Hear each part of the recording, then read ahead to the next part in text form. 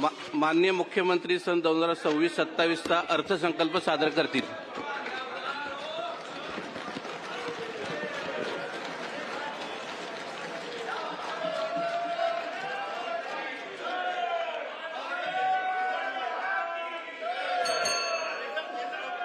चष्मा घाल दो, चष्मा।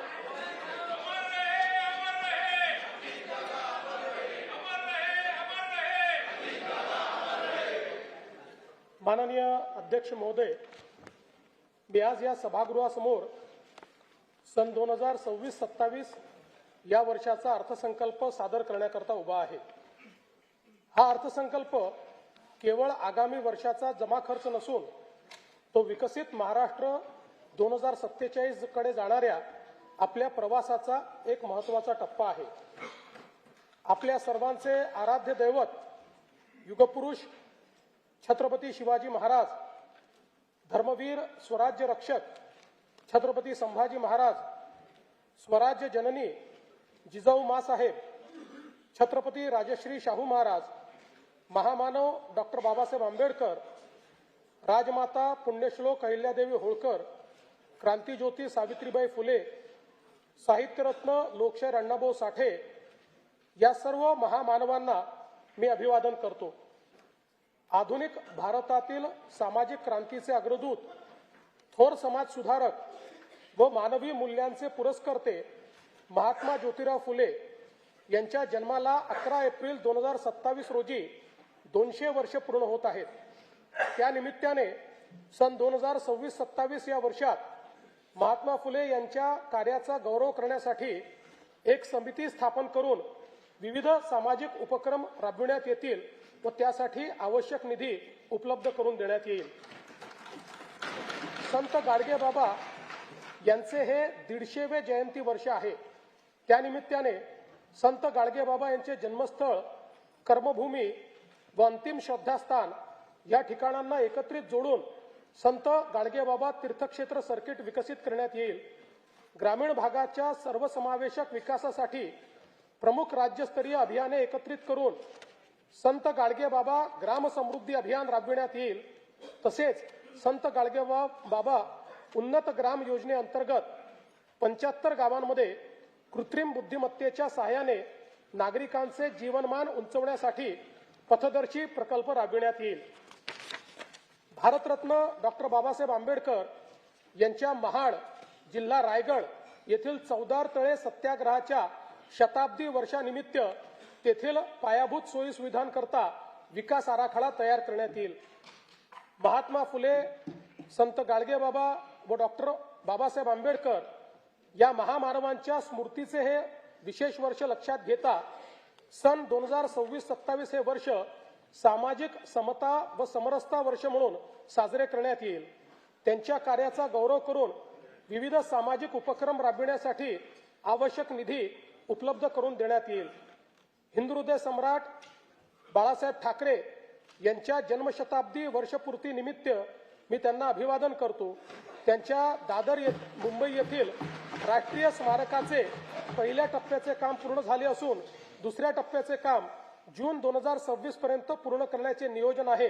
तसेच त्यांच्या स्मृतीप्रित्यर्थ काही योजना देखील राज्य सरकार सुरू करणार आहे। त्याचं सविस्तर माहिती पुढे सांगण्यात येईल। कालच जगद्गुरू संत तुकाराम महाराज बीज सोहळा संपन्न झाला।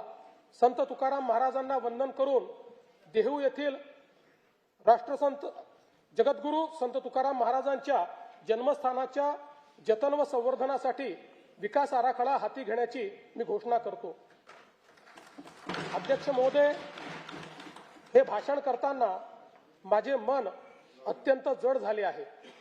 सर्वाधिक वेळा उपमुख्यमंत्रीपद आणि दीर्घकाळ वित्त विभागाची धुरा सांभाळलेले राज्याचे लाडके नेते माननीय अजितदादा पवार आज आपल्यात नाहीत।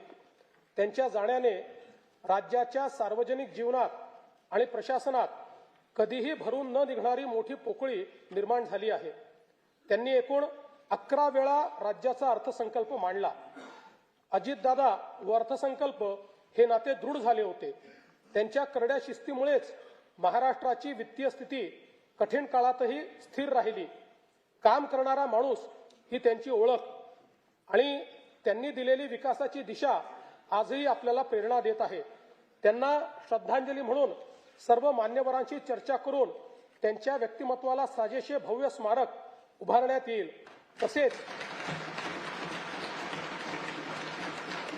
तसेच त्यांच्या नावे गतिमान नागरी सेवा पुरस्कार देण्यात येईल असे मी जाहीर करतो. दिवंगत अजितदादांच्या स्मृतींना आजचा हा अर्थसंकल्प मी समर्पित करतो. स्थानिक स्वराज्य संस्थांच्या निवडणुकीत जनतेने महायुतीवर अभूतपूर्व विश्वास दाखवला, त्याबद्दल मी तमाम जनतेचे आभार मानतो. स्थानिक स्वराज्य संस्थांच्या प्रगतीसाठी महायुती सरकार कटिबद्ध राहील याची मी ग्वाही देतो. 16व्या केंद्रीय वित्त आयोगाने केलेल्या शिफारसीनुसार पुढील 5 वर्षांमध्ये राज्यासाठी भरीव निधी प्राप्त होणार असून आपत्ती व्यवस्थापनासाठी केंद्र शासनाने वाढीव निधी देण्याबाबत राज्याची मागणी मान्य केली. याबद्दल मी भारताचे प्रधानमंत्री श्री नरेंद्र मोदीजी यांचे मनपूर्वक आभार मानतो. राज्य शासनाने देखील 6व्या वित्त आयोगाची स्थापना केली होती.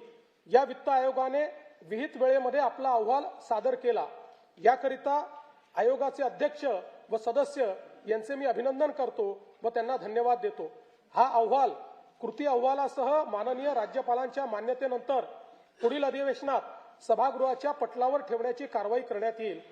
आयोगाच्या शिफारसींचा अभ्यास करून प्रशासकीय सुधारणा व आर्थिक विकेंद्रीकरणाच्या माध्यमातून स्थानिक स्वराज्य संस्था सक्षम करण्याची कारवाई करण्यात येईल. 1 फेब्रुवारी 2026 रोजी केंद्र शासनाने युवा केंद्रित अर्थसंकल्प सादर केला. त्यात महाराष्ट्रातील पायाभूत सुविधांचा वेगाने विकास करण्याकरता भरीव अर्थसहाय्य केले आहे. मुंबई पुणे व पुणे हैदराबाद या प्रस्तावित जलदगती रेल्वे प्रकल्पांमुळे सकल राज्य उत्पादनात मोठी वाढ होण्यास मदत होणार आहे. राज्यातील जनतेच्या वतीने मी भारताचे लोकप्रिय पंतप्रधान माननीय नरेंद्र मोदीजी यांचे मनपूर्वक आभार मानतो. महाराष्ट्र हे देशाचे आर्थिक इंजिन असल्याने विकसित भारत 2047 च्या स्वप्नपूर्तीत आपला वाटा सर्वात मोठा असेल. राज्याची अर्थव्यवस्था सन 2047 पर्यंत $5 ट्रिलियन करणे हे राज्याचे मुख्य ध्येय आहे. या ध्येयाची पूर्तता करण्याच्या दृष्टीने विकसित महाराष्ट्र 2047 चे व्हिजन डॉक्युमेंट जाहीर करण्यात आले आहे. त्यानुसार सन 2029-30 पर्यंत साध्य करावयाची अल्पकालीन उद्दिष्टे, राज्याचे अमृत महोत्सवी वर्ष सन 2035 पर्यंत साध्य करावयाची मध्यमकालीन उद्दिष्टे आणि भारतीय स्वातंत्र्याचे शताब्दी वर्ष सन 2047 पर्यंत साध्य करावयाची दीर्घकालीन उद्दिष्टे निश्चित करण्यात आली आहेत. राज्याच्या प्रादेशिक संतुलित विकासाला चालना देण्याकरता 4 प्रमुख स्तंभ ठरवण्यात आले आहेत. 1 प्रगतिशील, 2 शाश्वत, 3 सर्वसमावेशक आणि 4 सुशासन. या 4 स्तंभाच्या अंतर्गत 16 उपक्षेत्रे निश्चित करण्यात आली आहेत. सन 2047 साली विकसित महाराष्ट्राची इमारत उभी करण्याकरिता इथून पुढे येणाऱ्या सर्व अर्थसंकल्पात विकसित महाराष्ट्राच्या संकल्पाचे प्रतिबिंब दिसणार आहे. या संकल्पाची दिशा कशी असेल हे या वर्षीच्या अर्थसंकल्पात मी स्पष्ट करणार आहे. जब इरादा बना लिया है ऊंची उड़ान का, भास्कर राव, जब इरादा बना लिया है ऊंची उड़ान का, फिर देखना फिजूल है कद आसमान का.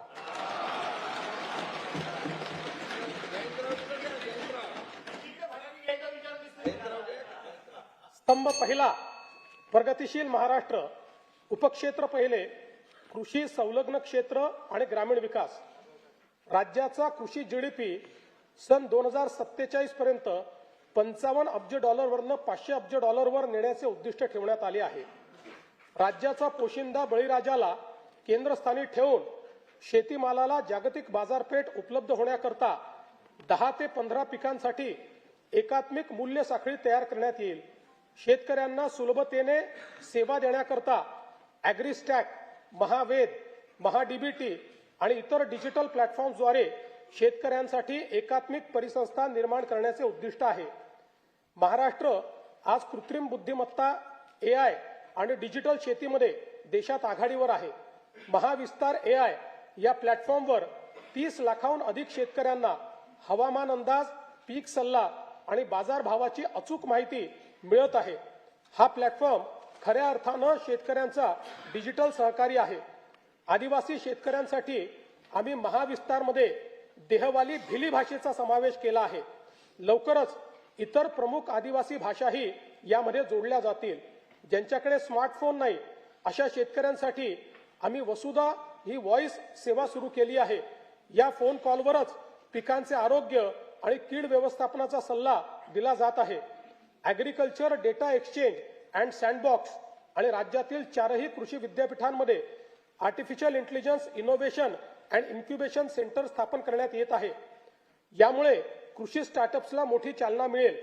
या आधुनिक तंत्रज्ञानामुळे शेतीच्या उत्पादन खर्चात 25% कमतरता होऊन शेतकऱ्यांचे उत्पन्न वाढण्यास मोठी मदत होणार आहे. कृषी क्षेत्रातील डेटा व डिजिटल सेवांच्या माध्यमातून शासनाच्या विविध योजनांचा लाभ शेतकऱ्यांपर्यंत जलद व पारदर्शकपणे पोहोचवण्यासाठी राज्यात ॲग्रिस्टॅक योजना राबविण्यात येत आहे.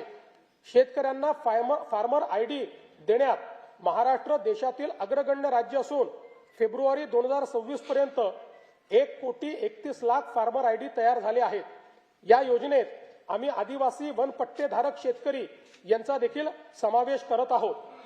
कृषी समृद्धी योजनेअंतर्गत सन 2026-27 ते सन 2029-30 या 4 वर्षाच्या कालावधीत राज्यातील कृषी क्षेत्रात भांडवली गुंतवणूक वाढवून पायाभूत सुविधा निर्माण करण्यात येतील. राज्यात 5 लाख हेक्टर क्षेत्र नैसर्गिक शेतीखाली आणून सकस व पोषणयुक्त नैसर्गिक शेतीमाल उत्पादित करण्यासाठी आगामी 2 वर्षांमध्ये महाराष्ट्र नैसर्गिक शेती अभियान या नवीन योजनेची अंमलबजावणी करण्यात येणार आहे.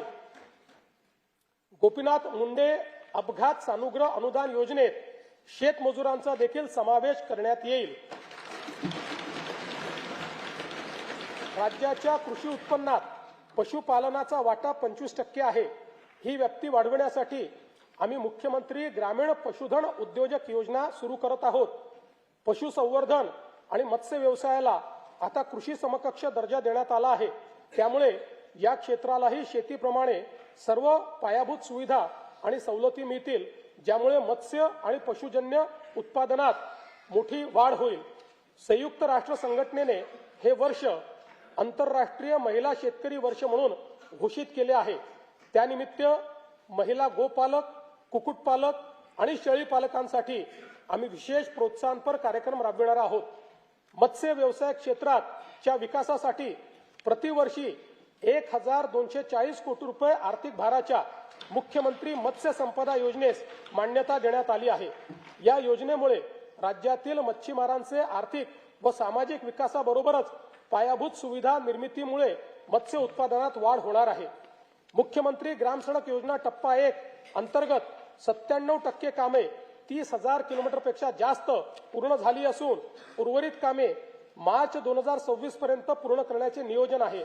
टप्पा 2 अंतर्गत 2,450 किलोमीटर रस्त्यांची कामे पूर्ण झाली असून उर्वरित कामे प्रगतीपथावर आहे. आता आम्ही टप्पा 3 घोषित करत असून त्या अंतर्गत 23,000 किलोमीटर लांबीचे रस्ते व पुलांची कामे हाती घेण्यात येतील. ग्रामीण भागातील शेतपालन रस्त्याच्या मजबूतीकरणासाठी पूर्ण यंत्रसामुग्रीच्या साहाय्याने जलद गतीने काम करण्याकरिता सोपी व सुलभ कार्यपद्धती असलेल्या मुख्यमंत्री बळीराजा शेतपालन रस्ते या नवीन योजनेस मान्यता देण्यात आली आहे.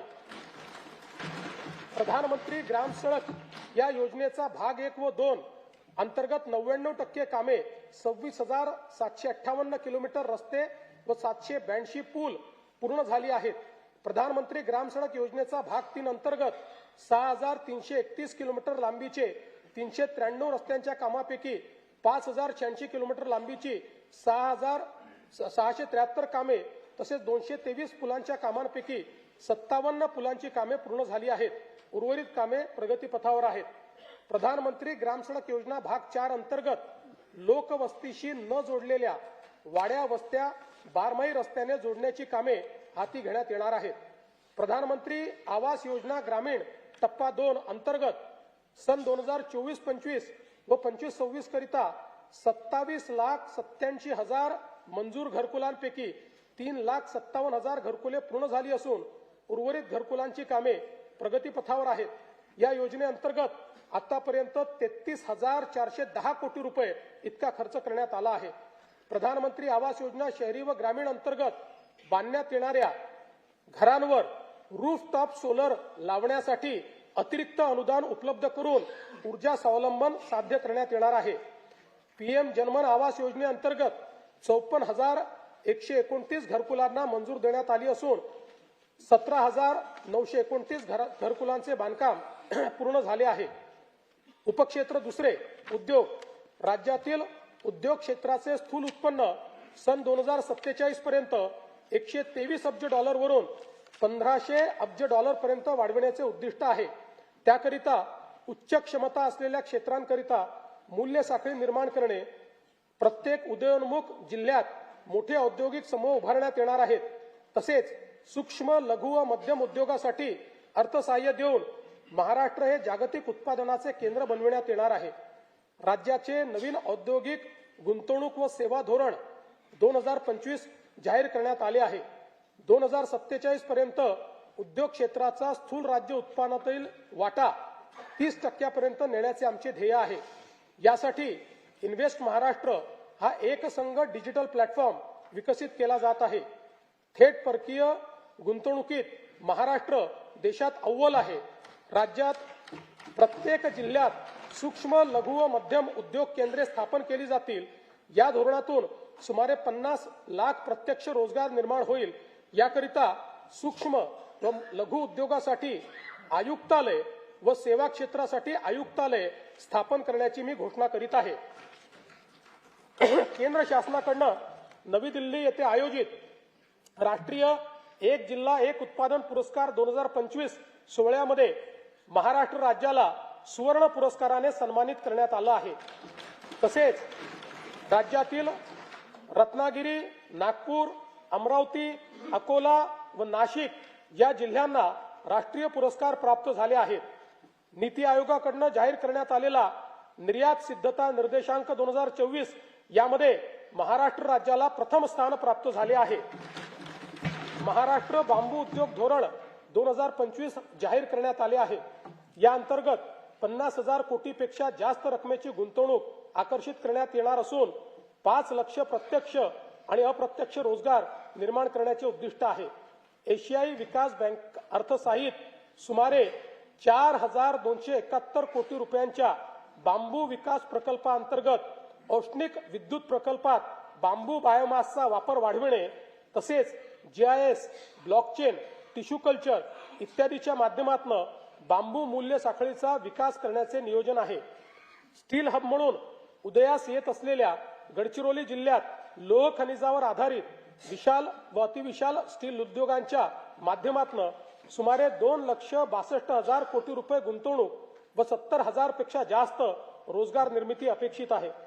गडचिरोली जिल्ह्यातील खनिज संपत्तीची वाहतूक सुरळीत होण्याकरता आणि जिल्ह्याच्या विकासाला गती देण्याच्या दृष्टीने रस्ते विकास कार्यक्रम हाती घेण्यात आला आहे.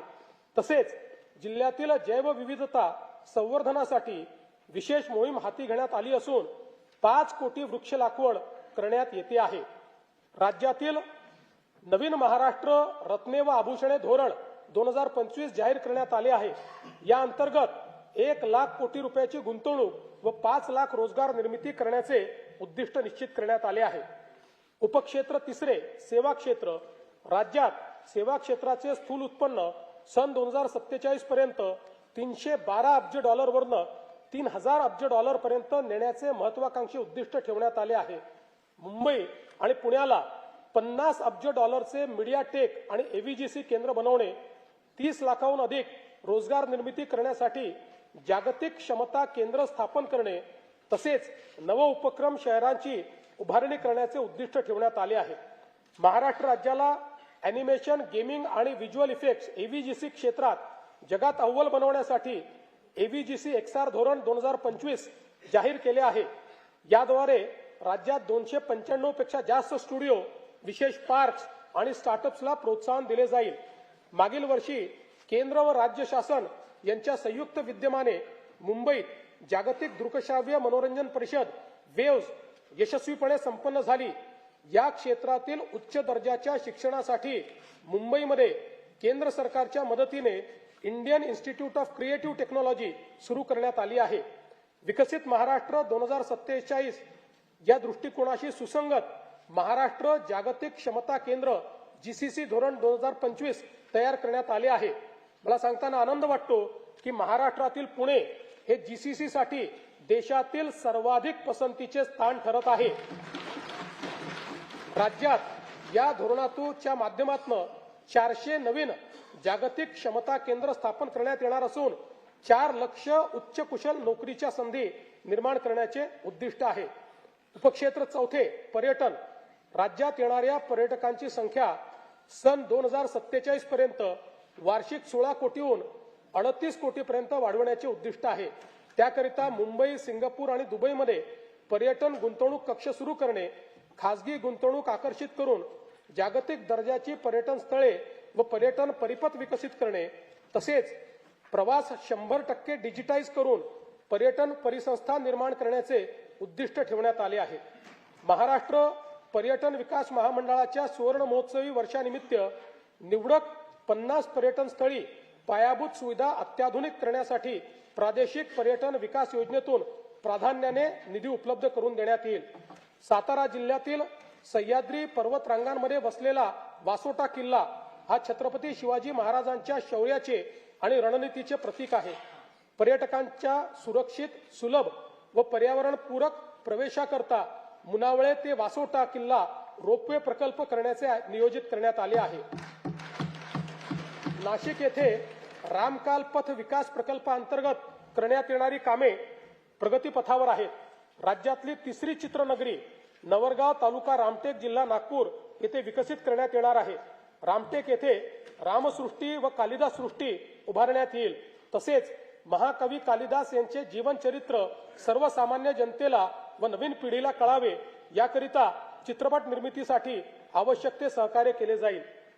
देशातील एकूण 12 ज्योतिर्लिंगांपैकी राज्यात असलेल्या 5 ज्योतिर्लिंगांच्या तीर्थक्षेत्र विकास आराखड्याची प्रभावी व तात्काळ अंमलबजावणी करण्यासाठी भारतीय प्रशासकीय सेवेतील 5 वरिष्ठ अधिकाऱ्यांकडे नियमित आढावा, समन्वय व नियंत्रण करण्याची जबाबदारी सोपवण्यात आली आहे। पंढरपूर मंदिर विकास आराखड्याच्या पहिल्या टप्प्यातील कामे पूर्णत्वाच्या मार्गावर असून पुढील विकास कामांचे नियोजन प्रगतीत आहे। महानुभाव पंथीयांच्या विविध धार्मिक स्थळांच्या ठिकाणी पायाभूत सुविधांचा विकास करण्याची कामे प्रगतीपथावर असून त्याकरिता आवश्यक निधी उपलब्ध करण्यात येईल। स्तंभ दुसरा शाश्वत उपक्षेत्र पहिले शाश्वत शहरी विकास 2047 पर्यंत राज्याची नागरी लोकसंख्या 70% होणार असून स्थूल राज्य उत्पन्नात या घटकाचे 75 ते 80% योगदान असणार आहे। राज्यात शाश्वत शहरी विकास करण्याकरता 10 पेक्षा जास्त सक्षम प्रादेशिक विकास प्राधिकरणे स्थापन करणे, 50 पेक्षा अधिक सुनियोजित बहुउपयोगी शहरी समूह विकसित करणे, वाहतूक केंद्रित विकास तसेच शहरी स्थानिक स्वराज्य संस्थांच्या सेवा 100% डिजिटाइज करण्याचे नियोजन आहे। मुंबई महानगर प्रदेशाची अर्थव्यवस्था 2030 पर्यंत 140 अब्ज डॉलरवरून 300 अब्ज डॉलर पर्यंत नेण्याचे उद्दिष्ट ठेवण्यात आले आहे।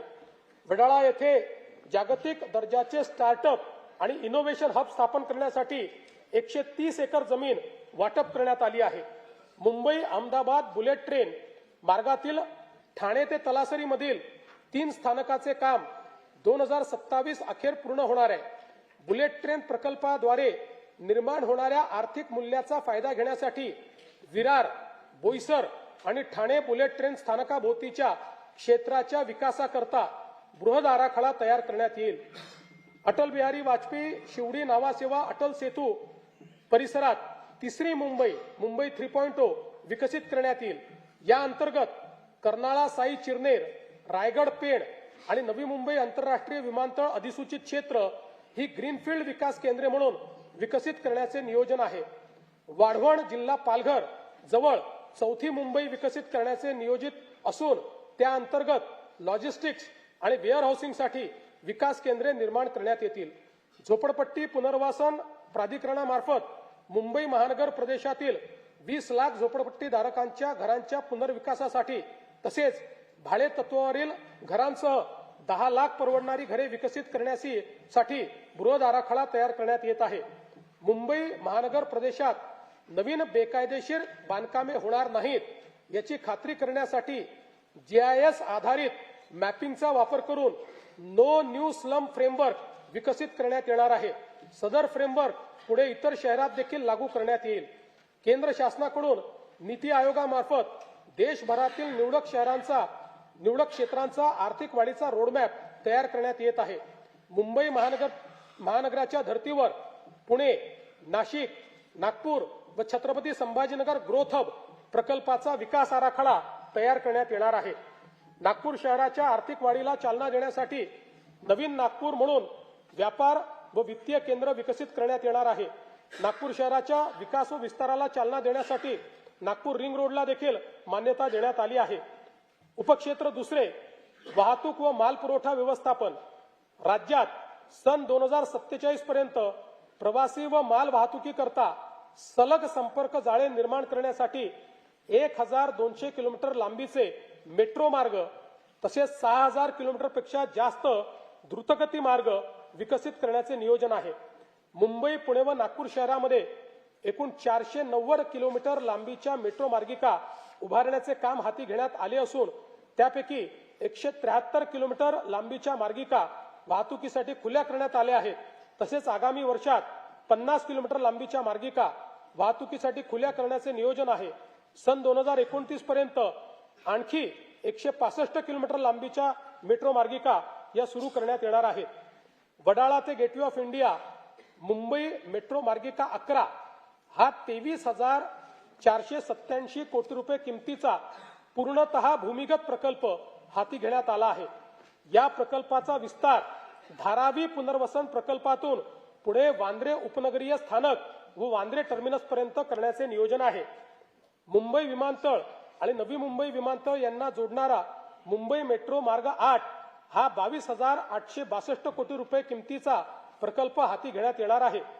तळोजा ते खांदेश्वर नवी मुंबई मेट्रो मार्ग 2 या 5,575 कोटी रुपये किमतीच्या प्रकल्पामुळे नवी मुंबई विमानतळापर्यंत वाहतूक व्यवस्थेत लक्षणीय सुधारणा होईल. रस्त्यावरील वाहतूक कोंडी दूर करण्यासाठी मुंबई आणि पुणे शहरात भुयारी मार्गांचे जाळे उभारण्याचा शासनाचा मानस आहे. मुंबई शहरातील ऑरेंज गेट पूर्व मुक्त मार्ग ते मरीन ड्राईव्ह दरम्यान भुयारी मार्ग प्रकल्पाच्या लॉन्चिंग शाफ्टचे बांधकाम पूर्ण झाले आहे. हा प्रकल्प डिसेंबर 2028 पर्यंत पूर्ण करण्याचे नियोजन आहे. मुंबईतील पूर्व आणि पश्चिम परिसराला जोडणाऱ्या गोरेगाव मुलुंड या भुयारी मार्गाच्या पहिल्या टप्प्याचे काम अंतिम स्तरावर आहे.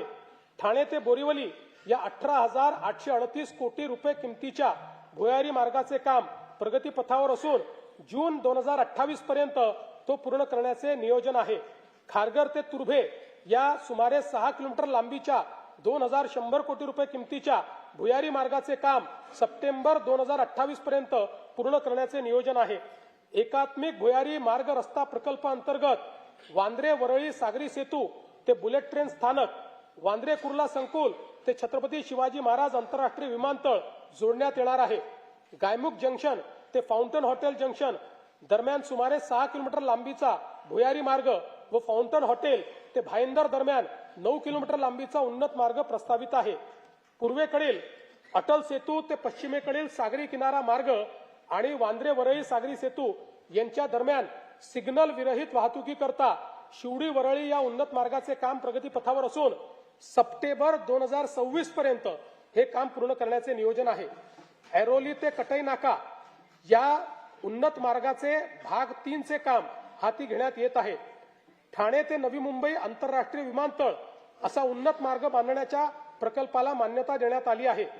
अटल सेतू ते मुंबई पुणे द्रुतगती मार्गापर्यंत 1,102 कोटी रुपये किमतीचा उन्नत मार्ग फेब्रुवारी 2027 पर्यंत पूर्ण करण्याचे नियोजन आहे. दक्षिण मुंबईला समृद्धी महामार्गाशी थेट जोडण्याकरता खेडानगर ते आनंदनगर व आनंदनगर ते साकेत ठाणे या उन्नत मार्गाचे काम डिसेंबर 28 पर्यंत पूर्ण करण्याचे नियोजन आहे. तसेच साकेत ते आमणे या उन्नत मार्गाच्या कामाचा प्रकल्प अहवाल तयार करण्यात येत आहे. स्वातंत्र्यवीर सावरकर वांद्रे वर्सोवा सागरी सेतू या 18,121 कोटी रुपये किमतीच्या प्रकल्पाचे 4ही टप्प्याचे काम प्रगतीत असून हा प्रकल्प मे 2028 अखेरपर्यंत पूर्ण करण्याचे नियोजन आहे. वर्सोवा दहिसर भाईंदर या 22,166 कोटी रुपये किमतीच्या सुमारे 60 किलोमीटर लांबीचा किनारी मार्ग प्रगतीत असून डिसेंबर 28 अखेरपर्यंत पूर्ण करण्याचे नियोजन आहे. मुंबई वाढवण द्रुतगती जोडणी करण्याकरता उत्तम ते विरार या सुमारे 58,754 कोटी रुपये किमतीच्या सागरी सेतूचे काम हाती घेण्यात येत आहे. बाळकुम ते गायमुख या ठाणे किनारी रस्ता प्रकल्पाचे काम प्रगतीपथावर असून प्रकल्प डिसेंबर 2028 पर्यंत पूर्ण करण्याचे नियोजन आहे. अटल सेतूला नवी मुंबई आंतरराष्ट्रीय विमानतळाशी जोडण्याकरता उल्वे किनारी मार्गाचे काम जुलै 2026 पर्यंत पूर्ण करण्याचे नियोजन आहे. पनवेल ते कर्जत या 2,782 कोटी रुपये किमतीच्या प्रकल्पाचे काम अंतिम टप्प्यात असून तो लवकरच वाहतुकीसाठी खुला करण्याचे नियोजन आहे. मुंबई नागरी परिवहन प्रकल्प 3B या 14,907 कोटी रुपये किमतीच्या कामास मान्यता देण्यात आली असून त्यात राज्य शासनाचा 50% आर्थिक सहभाग आहे. या प्रकल्पाअंतर्गत बदलापूर कर्जत, आसनगाव ते कसारा, पनवेल ते वसई या दरम्यान सुमारे 69 किलोमीटर लांबीचे नवीन उपनगरीय रेल्वे कॉरिडॉर प्रस्तावित आहेत. पुणे लोणावळा 3ऱ्या व 4थ्या रेल्वे मार्गिकेच्या 5,100 कोटी रुपये किमतीच्या प्रकल्पास मान्यता देण्यात आली आहे. या प्रकल्पाचा पिंपरी चिंचवड, आकुर्डी आणि तळेगाव या औद्योगिक पट्ट्यांना थेट लाभ होईल. पुणे महानगर मेट्रो रेल्वे प्रकल्प टप्पा 2 मधील खडकवासला स्वारगेट, हडपसर खराडी मेट्रो मार्गिकेच्या उपमार्गिका हडपसर ते लोणी काळभोर आणि हडपसर बस डेपो ते सासवड रोड या प्रकल्पास मान्यता देण्यात आली आहे. पुण्यातील रामवाडी ते वाघोली दरम्यान 11 किलोमीटर लांबीच्या मेट्रो प्रकल्पास देखील मान्यता देण्यात आली आहे. येरवडा ते कात्रज आणि हिंजवडी ते सिंहगड रोड या 54 किलोमीटर दुहेरी भुयारी मार्गाचा व्यवहार्यता अहवाल तयार करण्यात येत आहे. राज्यातील विविध रेल्वे प्रकल्पांसाठी 50% राज्य हिश्श्यासाठी आवश्यक निधी उपलब्ध करून देण्यात आला आहे. महाराष्ट्र अमृतकाल रस्ते विकास योजना 2025 ते 47 अंतर्गत राज्यातील रस्त्यांचा टप्प्याटप्प्याने विकास केला जाईल. या योजनेत 6,272 किलोमीटरचे द्रुतगती मार्ग, 14,919 किलोमीटरचे राज्य व जिल्हा मार्ग तसेच 4,247 किलोमीटरचे पर्यटन परिपथ समाविष्ट आहेत. ही योजना महाराष्ट्राला $5 ट्रिलियन अर्थव्यवस्थेकडे नेण्यासाठी महत्वाची ठरणार आहे. पवनार जिल्हा वर्धा ते पत्रादेवी जिल्हा सिंधुदुर्ग या शक्तीपीठ महामार्गाच्या कोल्हापूर व सिंधुदुर्ग जिल्ह्यातील सुधारित संरेखनास मान्यता देण्यात आली असून भूसंपादनाची कारवाई अंतिम टप्प्यात आहे. कल्याण जिल्हा ठाणे ते लातूर पर्यंत ग्रीनफील्ड द्रुतगती महामार्ग उभारण्याचे प्रस्तावित असून त्याच्या संरेखनाची कारवाई सुरू आहे. राज्यातील 1,000 पेक्षा अधिक लोकसंख्या असलेल्या महत्वाचं आहे राज्यातील 1,000 पेक्षा अधिक लोकसंख्या असलेल्या गावांना कॉन्क्रीट रस्त्याने जोडण्यात येईल असे मी घोषित करत आहे. त्यासाठी एशियाई विकास बँकेच्या सहाय्याने 4,500 कोटी रुपये किमतीचा कार्यक्रम राबविण्यात येणार आहे. राज्यातील विदर्भात पूर्व विभागातील नैसर्गिक खनिज संपत्तीने समृद्ध असलेल्या भागाचा सर्वांगीण विकासाच्या दृष्टीने नागपूर गोंदिया भंडारा गडचिरोली नागपूर चंद्रपूर या प्रवेश नियंत्रित शीघ्र संचार द्रुतगती महामार्गांच्या कामास मान्यता देण्यात आली आहे. वाढवण बंदराला देखील समृद्धी महामार्गाने जोडण्याकरता तवा ते भरवीर माल वाहतूक कॉरिडॉरच्या कामास मान्यता देण्यात आली आहे. पुणे ते शिरूर हे 53 किलोमीटर लांबीचे 7,514 कोटी रुपये किमतीचे उन्नत मार्गाचे काम मंजूर करण्यात आले आहे. तळेगाव चाकण हा 6,499 कोटी रुपये किमतीचा 25 किलोमीटर लांबीचा उन्नत मार्ग व चाकण शिक्रापूर या 5,232 कोटी रुपये किमतीच्या 28 किलोमीटर लांबीच्या रस्त्याच्या 6 पदरीकरणाची कामे हाती घेण्यात आली आहेत. पुणे ते छत्रपती संभाजीनगर जलद व सुलभ प्रवासासाठी शिरूर ते छत्रपती संभाजीनगर या 192 किलोमीटर लांबीच्या 14,886 कोटी रुपये किमतीच्या ग्रीनफील्ड महामार्गाचा प्रकल्प अहवाल तयार करण्यात येत आहे. छत्रपती संभाजीनगर विमानतळ ते वाळूंज MIDC दरम्यान उन्नत मार्गाचे काम 2 टप्प्यामध्ये करण्यात येईल. हडपसर यवत या 5,262 कोटी रुपये किमतीच्या 31.50 किलोमीटर लांबीच्या 6 पदरी रस्त्याचे काम हाती घेण्यात आले आहे. नवी मुंबई आंतरराष्ट्रीय विमानतळावरून देशांतर्गत विमानसेवा 25 डिसेंबर 2025 पासून सुरू झाली आहे. छत्रपती संभाजीराजे आंतरराष्ट्रीय विमानतळ पुरंदर पुणेकरिता विशेष हेतू प्राधिकरणाची स्थापना करण्यास मान्यता देण्यात आली असून भूसंपादनाची प्रक्रिया अंतिम टप्प्यात आहे. गडचिरोली येथे ग्रीनफील्ड विमानतळासाठी भूसंपादनाची प्रक्रिया सुरू करण्यात आलेली आहे. लातूर, बारामती व अमरावती येथील विमानतळाच्या ठिकाणी रात्रीच्या उड्डाणाकरता सुविधा उपलब्ध करून देण्यात येणार आहे. शिर्डी, नाशिक, छत्रपती संभाजीनगर, अमरावती, अकोला, रत्नागिरी, यवतमाळ व कराड विमानतळांच्या विस्तारीकरणाची कामे सुरू करण्यात येत आहेत. मुंबई महानगर प्रदेशातील वाढत्या वाहतूक कोंडीला पर्यायी पर्यावरणपूरक स्वस्त उपाय म्हणून सध्याचे जलमार्गांचे 125 किलोमीटरचे जाळे 340 किलोमीटर पर्यंत विस्तारण्यात येणार आहे. त्यामुळे सध्या वार्षिक 1,60,00,000 असलेली प्रवासी संख्या 2031 पर्यंत 7,39,00,000 पर्यंत वाढेल. यासाठी 21 विद्यमान जलमार्गावरील 20 टर्मिनलचे अद्ययावतीकरण आणि 11 नवीन जलमार्गावर 24 टर्मिनलची निर्मितीसाठी 6,600 कोटी रुपयाचा खर्च अपेक्षित आहे.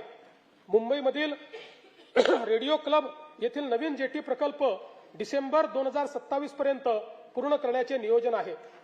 देशातील सर्वात मोठे बंदर म्हणून उदयास येत असलेल्या पालघर जिल्ह्यातील वाढवण बंदर प्रकल्पाकरिता राज्य हिस्सा म्हणून आवश्यक निधी टप्प्याटप्प्याने उपलब्ध करून देण्यात येणार आहे. मच्छीमारांच्या अडचणी व गरजा लक्षात घेता पालघर जिल्ह्यातील सातपाटी येथे आधुनिक मत्स्य बंदर विकसित करण्याचा प्रकल्प हाती घेण्यात आला आहे. या प्रकल्पामुळे बोटींसाठी सुरक्षित थांबा, वादळी वाऱ्यापासून संरक्षण आणि आधुनिक सोयी सुविधा उपलब्ध होणार असून त्याद्वारे मत्स्य उत्पादनात भरीव वाढ होणार आहे. वाढवण बंदर प्रकल्पातून 12 लाखाहून अधिक थेट रोजगार निर्मिती होणार आहे. वाढवणच्या आसपासच्या सुमारे 44 गावामधील स्थानिक तरुणांना रोजगार देण्यासाठी वाढवण बंदर कौशल्य विकास कार्यक्रम राबविण्यात येत आहे.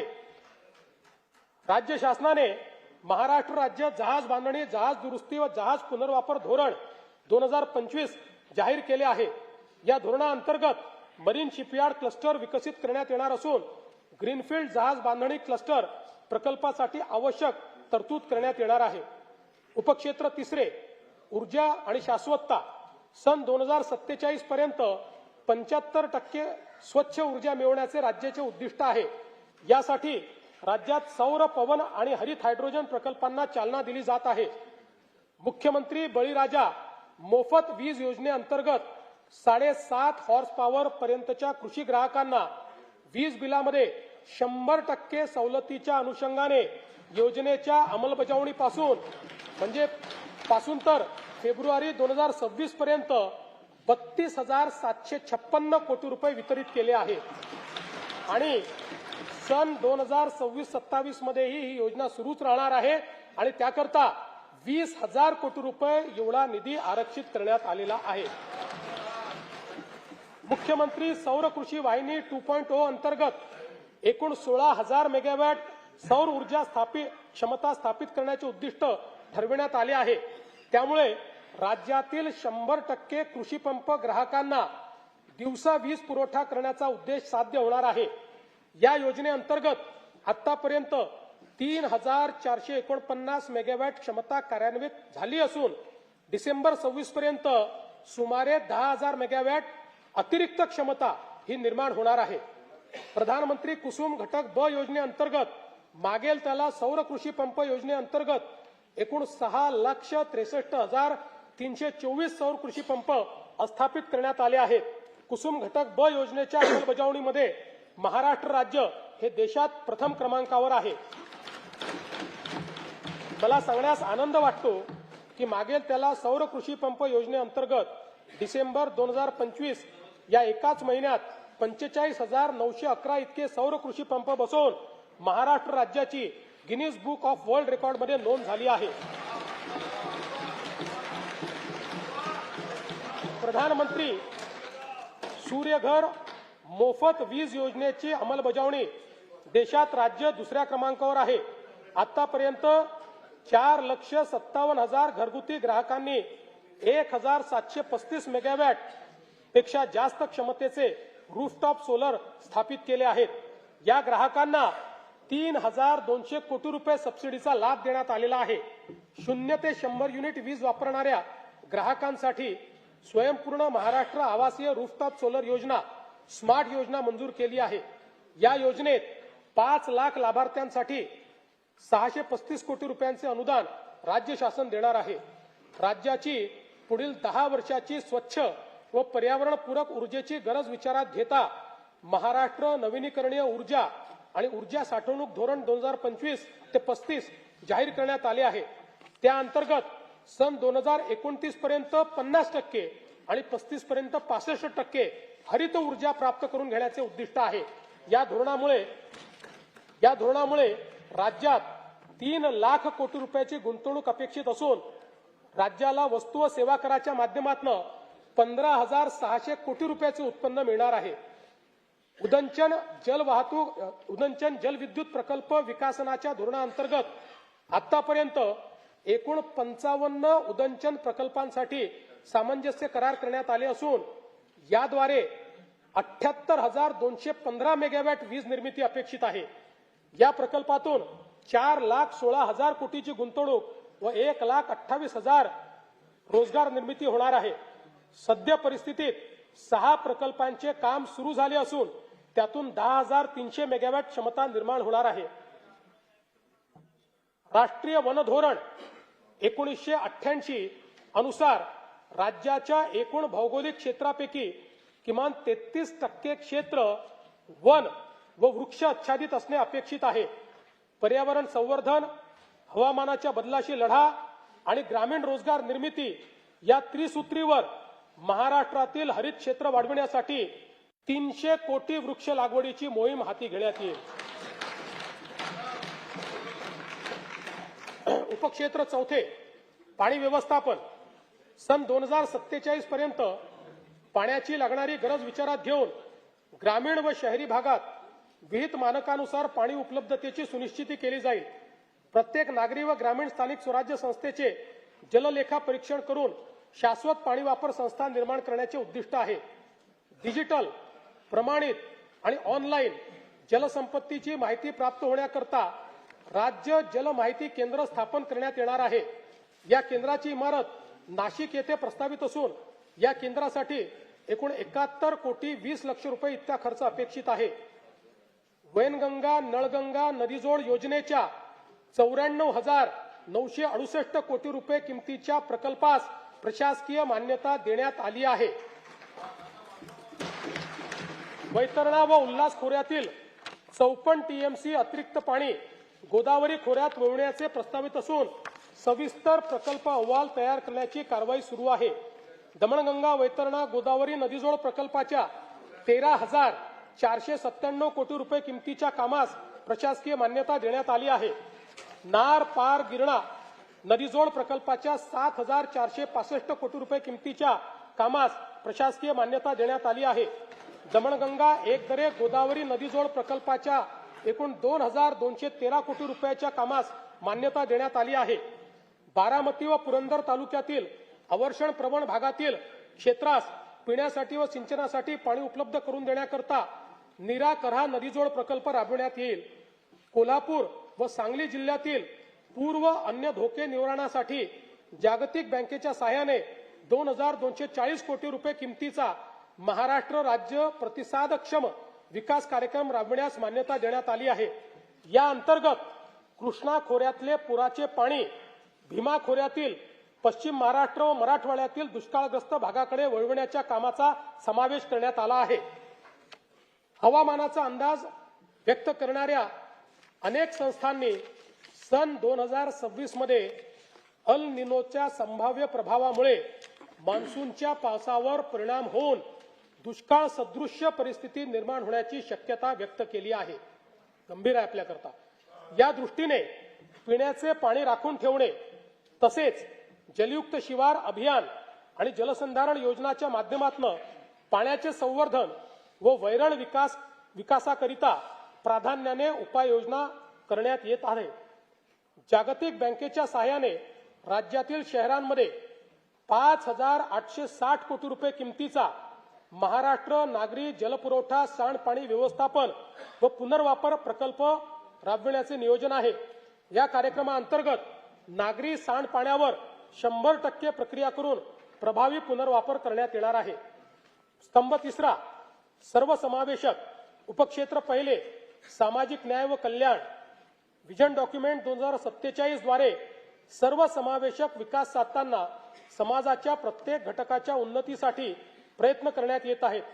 सर्व बालकांसाठी सुरक्षित आणि पोषणक्षम वातावरणाची हमी, महिला नेतृत्वाखालील उद्योजकता वाढविणे, ज्येष्ठ नागरिकांना आरोग्यदायी, सुरक्षित व सन्मानजनक जीवनाची खात्री तसेच शाश्वत व वैविध्यपूर्ण उपजीविका निर्माण करण्याचे उद्दिष्ट आहे. महत्वाचा विषय पाणी पिऊन घेतो. पाणी कुठे ठेवलं माझं?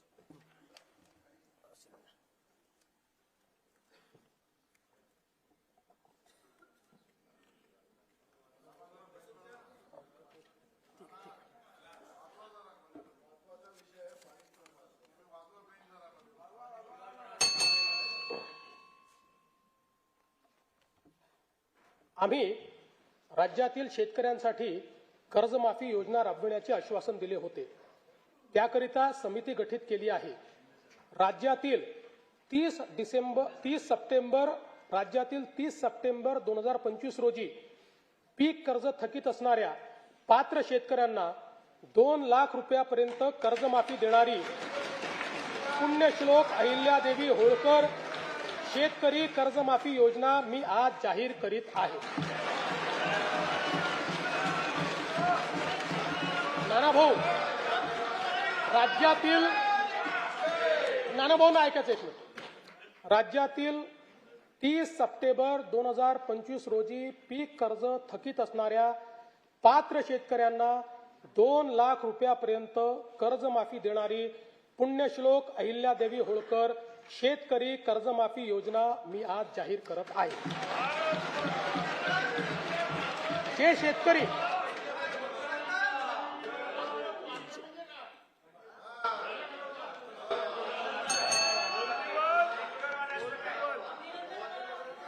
तुम्ही पण जाहीर केलं तर पात्रच म्हटलं होतं, पात्रच म्हणावं लागतं, अपात्राला देता येत नाही. ऐका पुढे, अजून संपलं नाहीये. अरे अजून संपलं नाही, थांबा रे बाबा. शांत बसा, शांत बसा.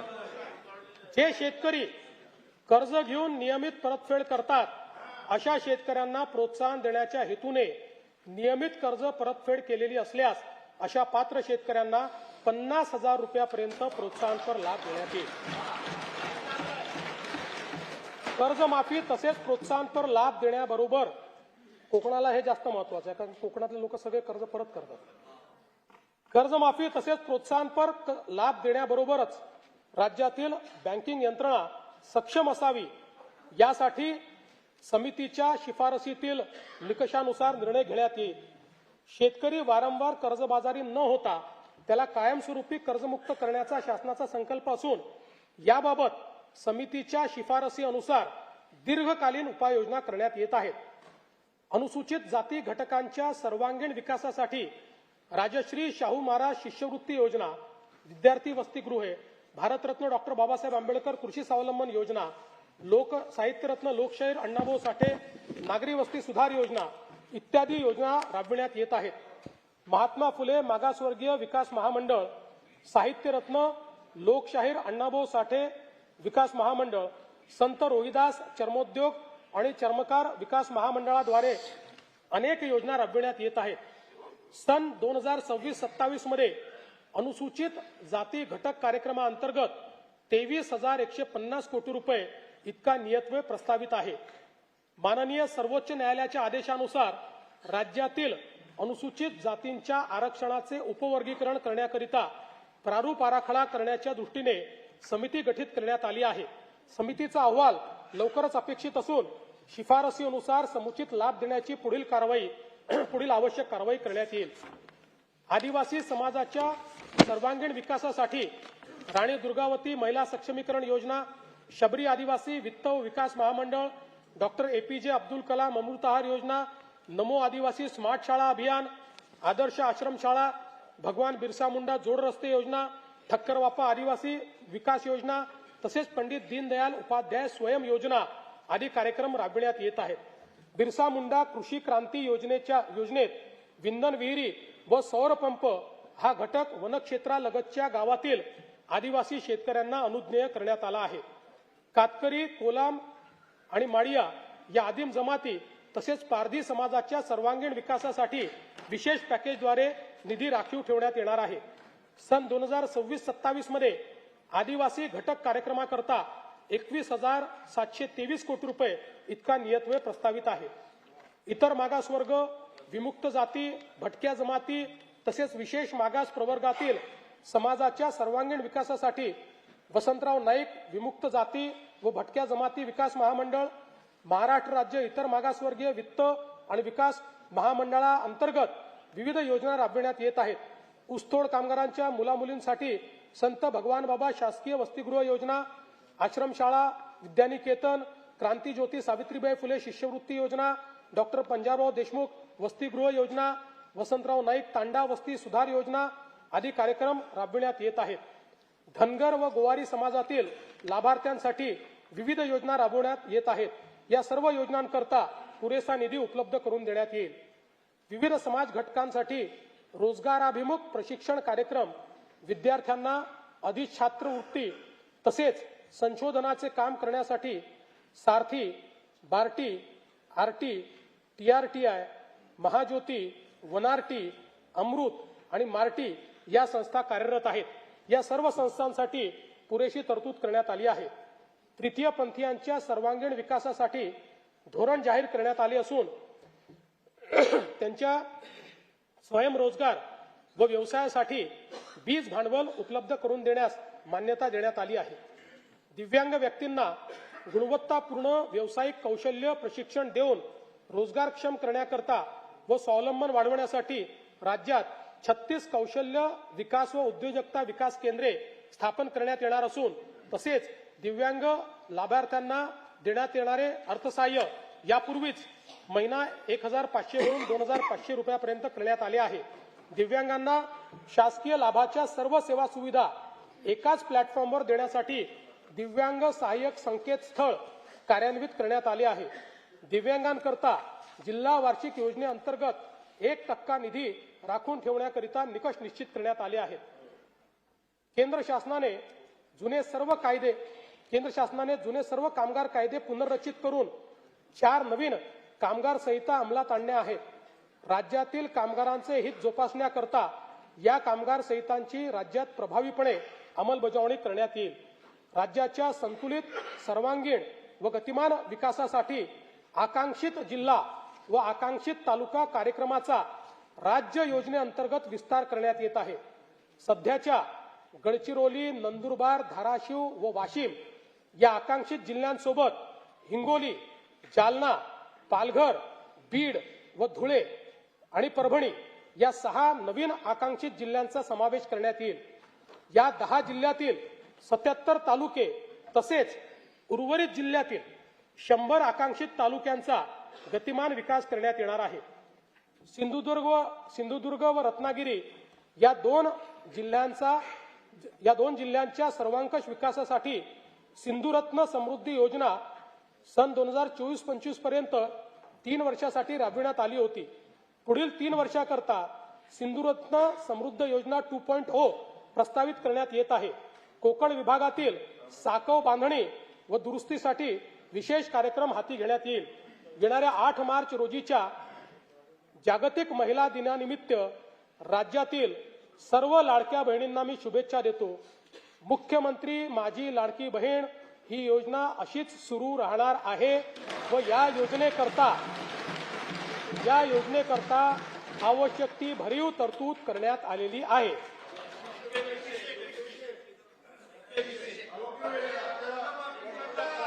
काळजी करू नका. तुमच्या मनातली एक एक गोष्ट आम्हीच पूर्ण करतोय, आम्हीच करत राहणार आहे. फक्त कोर्टात जाऊ नका, योजनेच्या विरुद्ध कोर्टात जाऊ नका.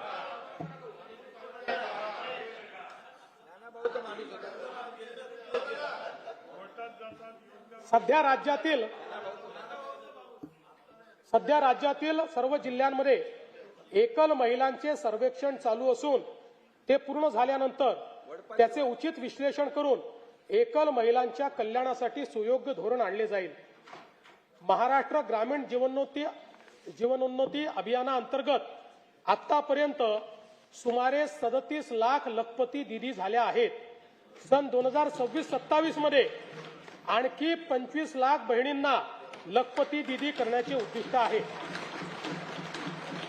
महाराष्ट्र राज्य ग्रामीण जीवनोन्नती अभियानाअंतर्गत स्थापन करण्यात आलेल्या महिला स्वयंसहायता समूहांच्या वस्तू व उत्पादन विक्रीसाठी हक्काची बाजारपेठ मिळवून देण्याकरता पहिल्या टप्प्यामध्ये 13 जिल्ह्यांमध्ये उमेद मॉल जिल्हा विक्री केंद्र उभारणीस मान्यता देण्यात आलेली आहे.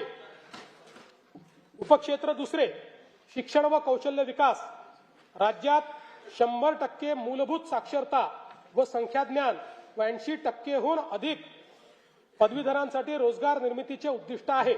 राष्ट्रीय व आंतरराष्ट्रीय विद्यार्थ्यांना आकर्षित करण्यासाठी 8 ते 10 शैक्षणिक शहरांची उभारणी करणे, युवकांना उद्योग केंद्रीय आणि कौशल्य विकास शिक्षणाद्वारे सुसज्जित करणे, नवोन्मेष आणि उद्योजकतेला प्रोत्साहन देणारे प्रतिभा केंद्र निर्माण करण्याचे नियोजित आहे. नवी मुंबई आंतरराष्ट्रीय विमानतळाच्या परिसरात भारतातील पहिली आंतरराष्ट्रीय दर्जाची एज्युसिटी विकसित करण्यात येत आहे. यामध्ये USA, UK, ऑस्ट्रेलिया व इटली या देशातील 6 आंतरराष्ट्रीय विद्यापीठांशी सामंजस्य करार करण्यात आले आहेत. या सर्व विद्यापीठांचे अभ्यासक्रम याच वर्षी सुरू होणार असून या उपक्रमांमुळे राज्यात राष्ट्रीय व आंतरराष्ट्रीय विद्यार्थी ज्ञानार्जना करता येतील. अमरावती शहरातील शिक्षण विभागाची सर्व कार्यालये एकत्रित आणण्यासाठी डॉक्टर पंजाबराव देशमुख शैक्षणिक संकुलाची उभारणी करण्यात येईल. राज्यातील राज्यस्तरीय विज्ञान प्रदर्शनात विशेष प्रावीण्य मिळविणाऱ्या विद्यार्थ्यांचे मनोबल वाढविण्यासाठी आपण बक्षीस रकमेत मोठी वाढ केली आहे. विद्यार्थ्यांमध्ये विज्ञानाची ओढ निर्माण करण्यासाठी मुख्यमंत्री विज्ञान वारी उपक्रमाअंतर्गत विद्यार्थ्यांना इस्रो आणि अमेरिकेतील नासा या जगप्रसिद्ध संस्थांना भेट देण्याची संधी उपलब्ध करून देण्यात येणार आहे.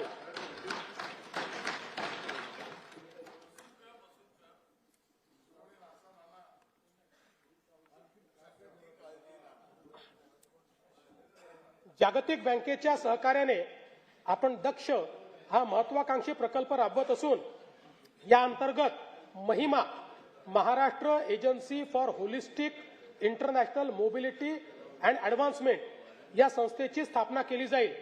या माध्यमातून आपल्या तरुणांना परदेशातील नोकऱ्यांसाठी आवश्यक भाषा, कौशल्य प्रशिक्षण आणि आर्थिक मार्गदर्शन दिले जाईल. राज्यातील समुपदेशन सेवांचा विस्तार व अधिक संघटित व्यवस्था निर्माण करण्यासाठी 36 नवदिशा केंद्रे स्थापन करण्यात येतील. मला सांगताना अभिमान वाटतो की केंद्र सरकारच्या आकडेवारीनुसार महाराष्ट्र आज देशाचे स्टार्टअप कॅपिटल ठरले आहे.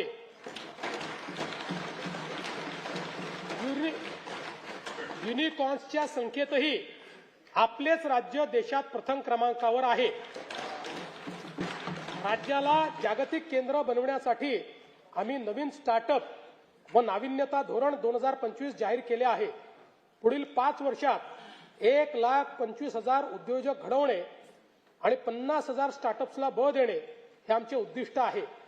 तळागाळातील नवोद्योजकांना आर्थिक बळ देण्यासाठी आपण मुख्यमंत्री उद्योजकता महाफंड स्थापन करत आहोत. यातून निवडक स्टार्टअप्सला थेट आर्थिक मदत दिली जाईल. या उपक्रमाअंतर्गत 50 सर्वोत्तम स्टार्टअप्सची निवड केली जाईल. त्यांना त्यांचे नाविन्यपूर्ण प्रकल्प शासकीय विभागामध्ये राबविण्यासाठी 25 लाख रुपयापर्यंतची कामे निविदेशिवाय थेट दिली जातील. चर्मकला डिझाईन व उत्पादन अद्ययावत केंद्र बांद्रा मुंबई येथे स्थापन करण्याचे प्रस्तावित आहे. यामध्ये नाविन्यता आणि उद्योजकता केंद्रासह सर्व सुविधा असलेली बहुमजली इमारत बांधण्याचे प्रस्तावित आहे. आदिवासी जमातीतील युवांना नाविन्यतेवर आधारित उद्योजक आणि उद्योग निर्माते बनवण्यासाठी राज्यात Bharat innovation research startup for आत्मनिर्भरता म्हणजे बिरसा ही योजना राबविण्यास मान्यता देण्यात आली आहे. उपक्षेत्र तिसरे आरोग्य. सर्व स्तरावरील नागरिकांसाठी सुलभ, किफायतशीर व गुणवत्तापूर्ण आरोग्य सेवेची सुनिश्चिती करणे व त्याद्वारे राज्यातील नागरिकांचे सरासरी आयुर्मान वाढविणे यासाठी आरोग्य सेवांचा विस्तार करून ती शेवटच्या टप्प्यापर्यंत सर्व नागरिकांना पोहोचवण्याचे उद्दिष्ट आहे. विशेषज्ञ आरोग्य सेवा आणि संशोधनासाठी परिसंस्था म्हणून मेडिसिटीज स्थापन करण्याचे उद्दिष्ट आहे. प्राथमिक, द्वितीयक आणि तृतीयक आरोग्य सेवांचा विस्तार करण्याचे नियोजन आहे. ताणतणाव, जीवनशैलीजन्य आजार, मानसिक आरोग्य तसेच प्रतिबंधात्मक आरोग्य सेवेसाठी सातारा जिल्ह्यातील दरे परिसरात निसर्गोपचार केंद्र उभारण्यात येईल. तसेच मुंबई महानगर परिसरात वैदिक ज्ञान, संगीत, परंपरेवर आधारित वेलनेस उत्कृष्टता केंद्र विकसित करण्यात येईल.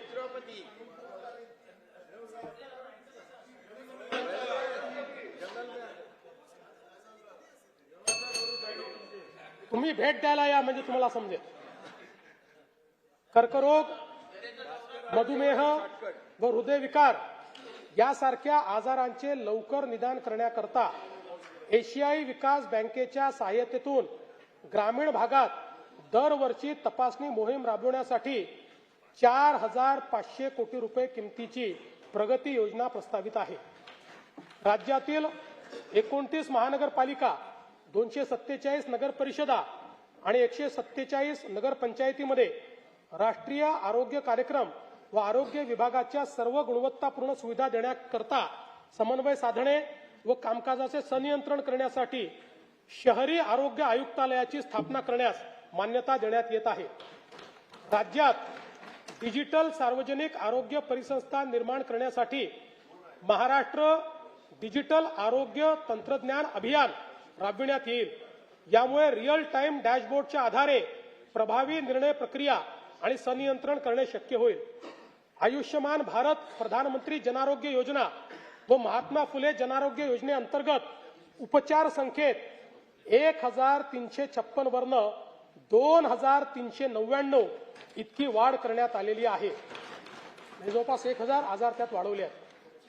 आणि अंगीकृत रुग्णालयाची संख्या 1,792 वरन 4,537 पर्यंत वाढवण्यात आली आहे.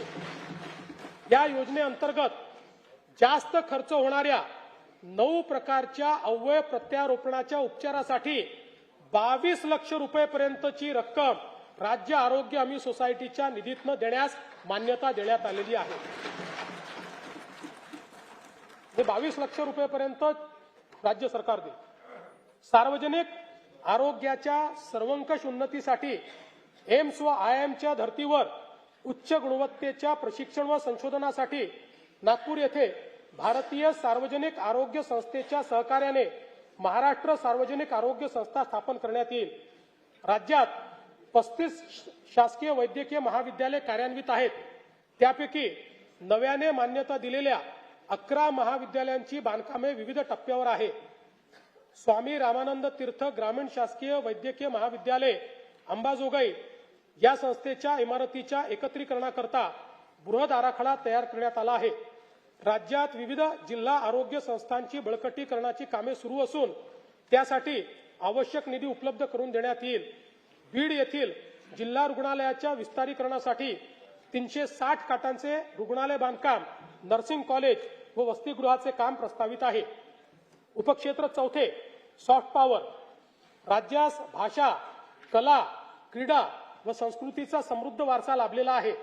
या बाबीचे जतन, संवर्धन आणि त्याचा प्रसार करणे, सांस्कृतिक वारशाचे महत्त्व विशद करणे, अधिकाधिक प्रसिद्धी देऊन त्यांना आंतरराष्ट्रीय व्यासपीठ उपलब्ध करून देण्याचे उद्दिष्ट आहे. राष्ट्रीय व आंतरराष्ट्रीय दर्जाचे खेळाडू निर्माण करण्याकरिता राज्यातील क्रीडा पायाभूत सुविधा व प्रशिक्षणावर विशेष भर देण्यात येणार आहे. नाशिक व त्र्यंबकेश्वर येथे सन 2027 मध्ये सिंहस्थ कुंभमेळा संपन्न होणार आहे. कुंभमेळ्याच्या आयोजनासाठी प्राधिकरणाची स्थापना करण्यात आली असून नाशिक व त्र्यंबकेश्वर येथे कुंभमेळ्याच्या निमित्त देशभरातून आणि परदेशातून मोठ्या प्रमाणात भाविक येतील. या कुंभमेळ्याचे सुयोग्य आयोजनासाठी एकात्मिक विकास आराखडा तयार करण्यात आला असून त्याकरता आवश्यक तो सर्व निधी उपलब्ध करून देण्यात येत आहे. या अंतर्गत गोदावरी नदी स्वच्छता, त्र्यंबकेश्वर येथे उपसा योजनेद्वारे अमृत स्नान व पिण्याच्या पाण्याची व्यवस्था, मलनिस्सारण प्रकल्प, घाट सुशोभीकरण व इतर सुशोभीकरणाची कामे प्रगतीपथावर आहेत. नाशिक विमानतळ, Nashik ring road, Nashik railway station, Nashik bus station इत्यादी सर्व पायाभूत सुविधांच्या श्रेणीवर्धनाची कामे पूर्ण करण्याचे नियोजन आहे. युनेस्कोच्या जागतिक वारसा नामांकन प्राप्त 12 किल्ल्यांमध्ये राज्यातील रायगड, राजगड, प्रतापगड, साल्हेर, लोहगड, शिवनेरी, पन्हाळा, खांदेरी, सुवर्णदुर्ग, सिंधुदुर्ग, विजयदुर्ग आणि तामिळनाडू राज्यातील जिंजी या किल्ल्यांचा समावेश आहे. या ऐतिहासिक किल्ल्यांचे जतन करण्याकरता आवश्यक उपाययोजना करण्यात येत आहेत. आंबेगाव बुद्रुक, तालुका हवेली, जिल्हा पुणे येथे शिवसृष्टी प्रकल्पासाठी आणि सिंधुदुर्ग जिल्ह्यातील राजकोट किल्ला परिसर विकासासाठी आवश्यक निधी उपलब्ध करून देण्यात येईल. आंग्रा येथे छत्रपती शिवाजी महाराजांचे स्मारक व पानिपत हरियाणा काला अम येथे मराठा शौर्य स्मारक उभारण्यास मान्यता देण्यात आली आहे. या स्मारकांच्या जागा निश्चितीसाठी संबंधित राज्य सरकारशी समन्वय साधण्यात येत आहे. स्वराज्यासाठी प्राणाची आहुती देणारे छत्रपती संभाजी महाराजांच्या मौजे तुळापूर येथील भव्य स्मारकाचे काम जून 2026 पर्यंत पूर्ण करण्याचे नियोजन आहे. मौजे वडू बुद्रुक येथील समाधीस्थळाचे काम जून 2027 पर्यंत पूर्ण करण्याचे नियोजन आहे. संगमेश्वर, जिल्हा रत्नागिरी येथील स्मारकाच्या कामाचा नियोजन आराखडा अंतिम टप्प्यात असून हे काम देखील लवकरच हाती घेण्यात येईल.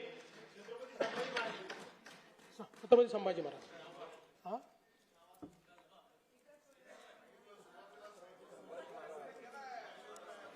त्याच्यात धर्मवीर स्वराज्य रक्षक म्हणायचं राहिलं ते आता ऍड करतो. धर्मवीर स्वराज्य रक्षक छत्रपती संभाजी महाराज. सातारा जिल्ह्यातील अजिंक्यतारा किल्ल्याचे तसेच संगम माहुली, सातारा येथील महाराणी ताराबाई आणि छत्रपती शाहू महाराज यांच्या समाधीस्थळाचे जतन, संवर्धन व जीर्णोद्धार करण्यात येईल. थोर समाज सुधारक महात्मा ज्योतिराव फुले यांचे जन्मगावी मौजे कडगुण, तालुका खटाव, जिल्हा सातारा येथे भव्य स्मारक उभारण्याचे प्रस्तावित आहे. ज्ञानज्योती सावित्रीबाई फुले यांचे जन्मगाव नायगाव, तालुका खंडाळा, जिल्हा सातारा येथे स्मारक व महिला प्रशिक्षण केंद्र उभारण्याची साठी मान्यता देण्यात आली आहे. मराठी भाषेतील साहित्य व ग्रंथ अन्य भाषांमध्ये तसेच अन्य भाषातील दर्जेदार साहित्य मराठी भाषेमध्ये अनुवादित करण्यासाठी यशवंतराव चव्हाण महाराष्ट्र अनुवाद अकादमी स्थापन करण्याचे प्रस्तावित आहे. वनसंपदेने समृद्ध चंद्रपूर जिल्ह्यातील बल्लारपूर येथील सागवान वारशाचे जतन, संशोधन व जनजागृतीसाठी टिंबर म्युझियम व झायलेरियम उभारण्याचे प्रस्तावित आहे.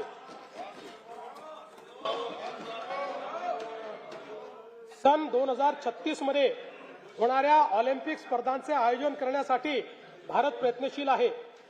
राज्यातून जास्तीत जास्त खेळाडूंनी ऑलिम्पिकमध्ये सहभाग नोंदवावा याकरिता मिशन लक्ष्यवेध योजनेअंतर्गत athletics, badminton, boxing, weightlifting, hockey, कुस्ती, archery, shooting, rowing, sailing, lawn tennis व टेबल टेनिस या 12 खेळांचे राज्य स्तरावर 8 हाय परफॉर्मन्स सेंटर सुरू करण्यात आले आहेत. आणखी 4 अशाच प्रकारचे केंद्र सुरू करण्यात येतील. विभाग स्तरावर 25 क्रीडा उत्कृष्टता केंद्रे व जिल्हा स्तरावर 96 क्रीडा गुणवत्ता विकास केंद्रे सुरू करण्यात येतील. राज्य, विभाग, जिल्हा व तालुका स्तरीय क्रीडा संकुलाच्या विकासासाठी आवश्यक निधीची तरतूद करण्यात आली आहे. स्तंभ चौथा, सुशासन व गतिमानता. उपक्षेत्र पहिले, प्रशासन.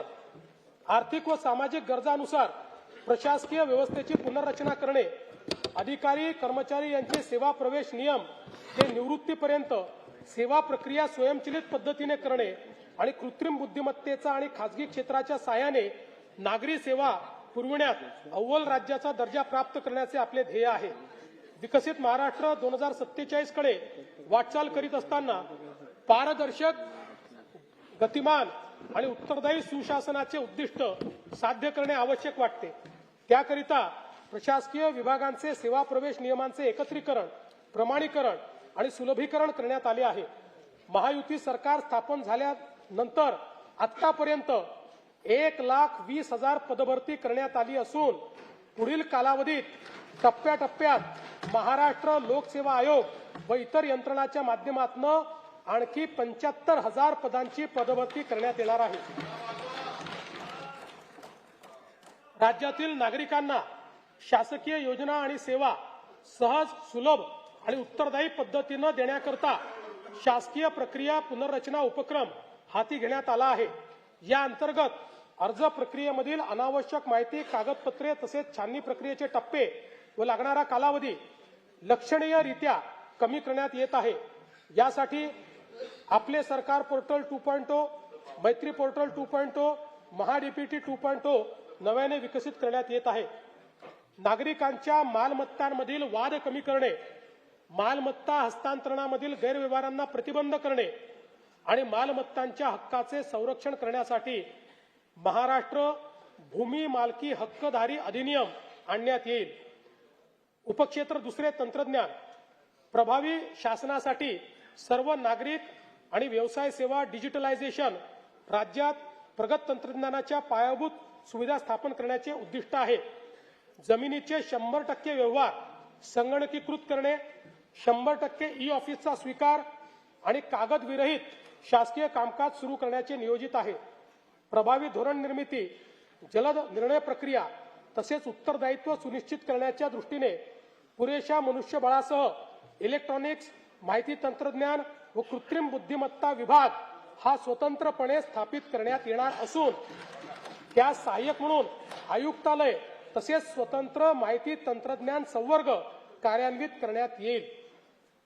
राज्यातील माहिती तंत्रज्ञान व बुद्धिमत्ता क्षेत्र गतिमान करण्याच्या उद्देशाने ओपन एआय व सर्वम एआय या जागतिक व राष्ट्रीय स्तरावरील नामवंत संस्थांसोबत हेतुपत्र करण्यात आले आहे. तसेच IIT मुंबई आणि भारत जेन यांच्या समवेत शासनाने सामंजस्य करार केला आहे.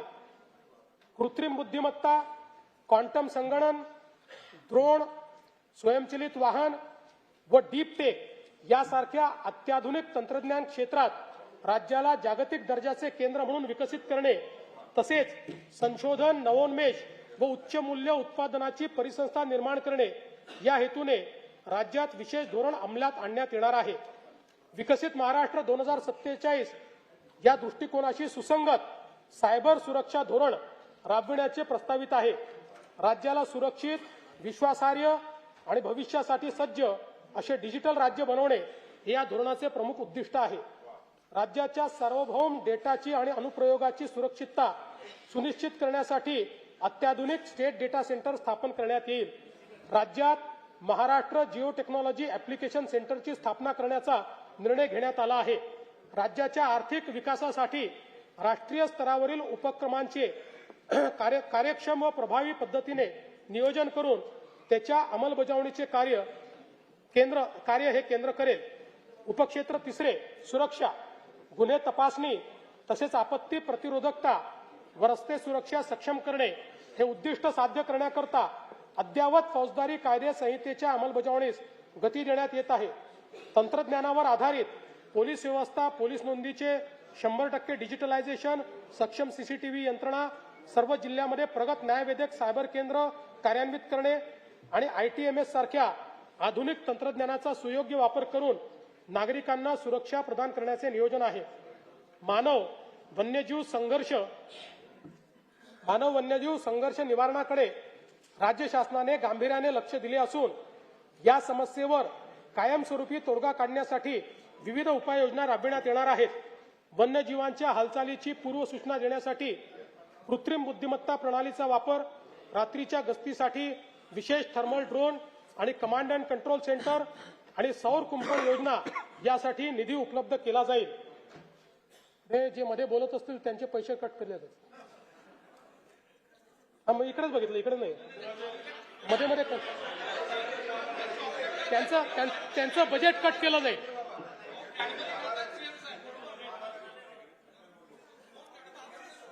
त्यांना परमनंट नाशिकमध्ये बसवण्यात येईल.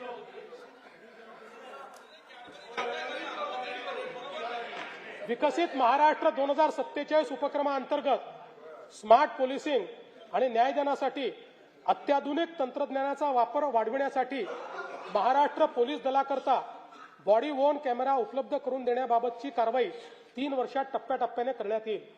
राज्यात 21 पथदर्शी फिरती न्यायवेधक वाहने लोकार्पित करण्यात आली असून सायबर सुरक्षा स्थिती आणि नागरिकांची सुरक्षा सुधारण्याकरता महाराष्ट्र सायबर गुन्हे सुरक्षा महामंडळ कार्यान्वित करण्यात आले आहे.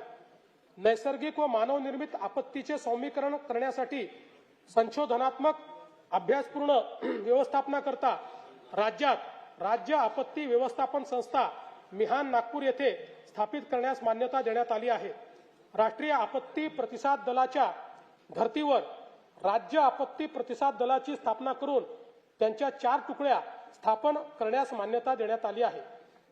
उपक्षेत्र 4 वित्त.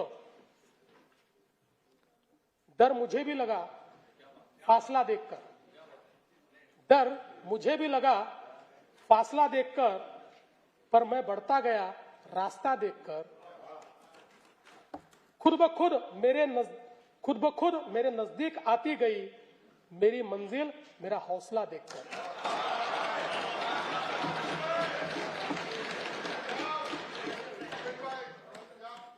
खर्चाचे सुसूत्रीकरण, महसूल प्रणालीचे आधुनिकीकरण, कामगिरीवर आधारित अंदाजपत्रकाची सुनिश्चिती आणि पर्यायी वित्त पुरवठ्याच्या स्रोतांचा वापर या उपक्रमाद्वारे दूरदर्शी आर्थिक व्यवस्थापन आणि पर्यायी शाश्वत राजकोषीय मार्ग सुनिश्चित करणे हे राज्याचे उद्दिष्ट आहे. विकसित महाराष्ट्र 2047 चे स्वप्न साकार करण्यासाठी सार्वजनिक गुंतवणुकीबरोबर खासगी गुंतवणुकीची आवश्यकता आहे. त्याकरिता महाराष्ट्र सार्वजनिक खासगी भागीदारी धोरणास मान्यता देण्यात आली आहे. या धोरणामुळे राज्यातील पायाभूत सुविधांच्या विकासासाठी मोठ्या प्रमाणावर भांडवल उपलब्ध होऊन अर्थव्यवस्थेला गती मिळेल. देशाच्या एकूण वस्तू व सेवा कर संकलनात राज्य देशात प्रथम क्रमांकावर असून राज्याचा महसूल वाढीचा दर देशाच्या सरासरीपेक्षा जास्त आहे. वस्तू व सेवा कर दराच्या पुनर्रचनेमुळे उत्पादन व उपभोग यामध्ये सकारात्मक वाढीचा दर दिसून येतो आहे, कल दिसून येतो आहे. सन 2025-26 च्या अंदाजपत्रकात 5,60,964 कोटी रुपये महसुली जमा अपेक्षित केली होती. महसुली जमेचे सुधारित अंदाज हे 6,01,489 कोटी रुपये निश्चित करण्यात आले आहेत. 6,01,489 कोटी.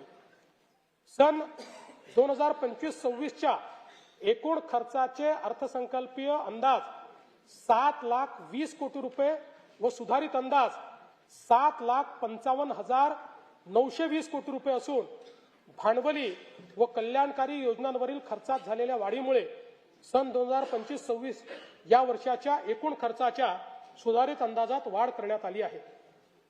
सन 2026-27 या आर्थिक वर्षात जिल्हा वार्षिक योजनेअंतर्गत 21,867 कोटी रुपयांची भरीव तरतूद करण्यात आली आहे. गेल्या वर्षीच्या तुलनेत ही तरतूद 1,702 कोटी रुपयांनी अधिक आहे. सन 2026-27 मध्ये कार्यक्रम खर्चाची रक्कम 2,75,626 कोटी इतकी निश्चित करण्यात आली आहे. त्यामध्ये अनुसूचित जाती घटक कार्यक्रमासाठी 23,150 कोटी रुपये तर आदिवासी घटक कार्यक्रमाकरता 21,723 कोटी रुपये इतक्या नियत व्ययाचा समावेश आहे. सन 2026-27 च्या अर्थसंकल्पामध्ये एकूण खर्चासाठी 7,69,467 कोटी रुपयांची तरतूद केली आहे. सन 2026-27च्या अर्थसंकल्पामध्ये महसुली जमा 6,16,099 कोटी रुपये तर महसुली खर्च 6,56,651 कोटी रुपये अंदाजित केला आहे. परिणामी 40,552 कोटी रुपये अंदाजित तूट येत आहे. राजकोषीय सुधारणांमध्ये राज्य नेहमीच अग्रेसर राहिला आहे. राजकोषीय उत्तरदायित्व व वित्तीय व्यवस्थापन कायद्यानुसार राजकोषीय तूट स्थूल राज्य उत्पन्नाच्या 3% कमी ठेवण्यात यंदाही शासन यशस्वी ठरले आहे. तसेच राज्याची महसुली तूट ही देखील सातत्याने स्थूल राज्य उत्पन्नाच्या 1% कमीच राहिलेली आहे. सन 2026-27 ची राजकोषीय तूट 1,50,491 कोटी रुपये आहे. यानंतर मी अर्थसंकल्पाच्या भाग 2 कडे वळतो. माननीय अध्यक्ष महोदय, आता मी अर्थसंकल्पाचा भाग 2 माननीय सभागृहासमोर सादर करीत आहे. सन 2025-26 या आर्थिक वर्षासाठी राज्याचा स्वतःचा कर महसुलाचा सुधारित अंदाज रुपये 4,09,593 कोटी आहेत. सन 2026-27 या आर्थिक वर्षात राज्याच्या स्वतःच्या कर महसुलाचे अर्थसंकल्पीय उद्दिष्ट 4,15,653 कोटी एवढे निश्चित करण्यात आले आहे. एक BS4 व त्यावरील प्रदूषणाची मानके असलेले वाहन निष्कासित करून नवीन वाहन खरेदी करताना मोटर वाहन करामध्ये 16% व BS3 व त्याखालील प्रदूषणाची मानके असलेले वाहन निष्कासित करून नवीन वाहन खरेदी करताना मोटर वाहन करामध्ये 30% सूट देण्याचे प्रस्तावित करण्यात येत आहे. BS4 व त्याखालील वायू प्रदूषणाची मानके असलेल्या परिवहनेतर खासगी संवर्गातील वाहनांच्या पर्यावरण करामध्ये दुचाकी वाहनांवर रुपये 2,000 वरनं रुपये 4,000, हलके मोटर वाहन पेट्रोल कार यावर 3,000 वरनं रुपये 6,000 व हलके मोटर वाहन डिझेल कार यावर रुपये 3,500 वरनं रुपये 7,000 एवढी वाढ करण्याचे प्रस्तावित करण्यात आले आहे. नाही, यांनी फक्त 160 कोटीच मिळणार आहेत, पण हे याकरता केलं आहे की आपल्याला आता पुढे ईव्हीला त्या ठिकाणी बळ द्यायचा आहे आणि असे प्रदूषण करणारी वाहनंही कमी झाली पाहिजे. म्हणून सध्या राज्यात क्रेन आरोहित वाहने क्रेन माउंटेड व्हेकल यांना वाहन किमतीच्या 7% प्रमाणे एक रकमी कर आकारण्यात येतो. अशा वाहनांना मोटर वाहन कराची कमाल मर्यादा म्हणजेच रुपये 30 लाख करण्याचे प्रस्तावित आहे. महाराष्ट्र मुद्रांक अधिनियम कलम 59, 60, 63A व 68A या कलमांमध्ये कमी मुद्रांकांवर दस्त निष्पादित केल्यास अपराध सिद्धीनंतर सक्त मजुरी व शास्तीची तरतूद आहे. सदर शास्तीच्या रकमेत फेररचना करून 5,000 वरनं 1,00,000 रुपयापर्यंत वाढ करण्याचे प्रस्तावित आहे. यामुळे कमी मुद्रांकावर दस्त निष्पादन करण्याचे प्रमाण नियंत्रणात येईल. प्रगतिशील, शाश्वत, सर्वसमावेशक, सुशासन या 4 सूत्रांना घेऊन हा अर्थसंकल्प मी सादर केला. त्याच सूत्रांवर 4 ओळी सादर करून अर्थसंकल्पीय भाषणाचा मी शेवट करतो. युग नव्या प्रगतीचे शाश्वत आणि दमदार विकासाचे, सुशासन आणि सर्वसमावेशकतेचे, नाविन्यतेचे आणि पारदर्शी प्रामाणिकतेचे सूत्र हेच विकसित महाराष्ट्राचे. वरील प्रस्तावांना सन्माननीय सदस्यांचा पाठिंबा मिळेल असा माझा विश्वास आहे. जय हिंद, जय महाराष्ट्र. सन 2026-2027 या वर्षाच्या अर्थसंकल्प सभागृहात सादर करण्यात आला. अर्थसंकल्पीय प्रकाशने सन्मान्य सदस्यांना महाराष्ट्र शासनाच्या तसेच महाराष्ट्र विधिमंडळाच्या संकेतस्थळावर उपलब्ध करून देण्यात येतील.